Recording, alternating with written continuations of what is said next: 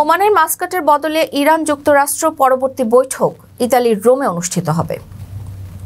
আলোচনার স্থান নিয়ে প্রাথমিকভাবে বিভ্রান্তির পর বুধবার ইরান এ তথ্য নিশ্চিত করেছে। ঘোষণায় আরও জানানো হয়, আগামী শনিবার অনুষ্ঠিত হবে বৈঠকটি। রোমের বৈঠকেও মধ্যস্থতাকারীর ভূমিকা পালন করবে ওমান। এর আগে গত শনিবার ওমানের রাজধানী মাস্কাটে অনুষ্ঠিত হয় দুপক্ষের পরোক্ষ বৈঠক। ওই বৈঠকে একসঙ্গে বসেননি দুপক্ষের প্রতিনিধিরা।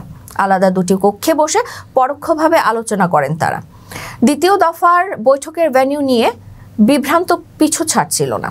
প্রথমে আলোচনার স্থান হিসেবে রোমের নাম শোনা যায়।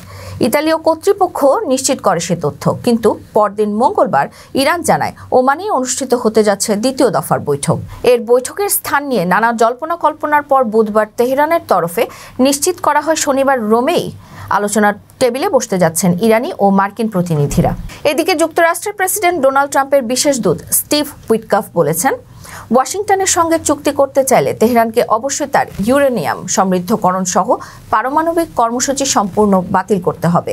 তবে এর উত্তরে ইরানের পররাষ্ট্রমন্ত্রী আব্বাস আরাগচি বলছেন, তাদের ইউরেনিয়াম সমৃদ্ধ করার অধিকারের বিষয়টি বাতিল করা নিয়ে আলোচনা করা যাবে না।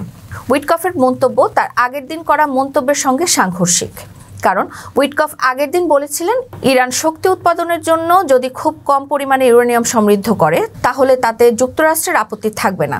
অথচ মঙ্গলবার এক বিবৃতিতে উইটকফ বলেন ভিন্ন কথা।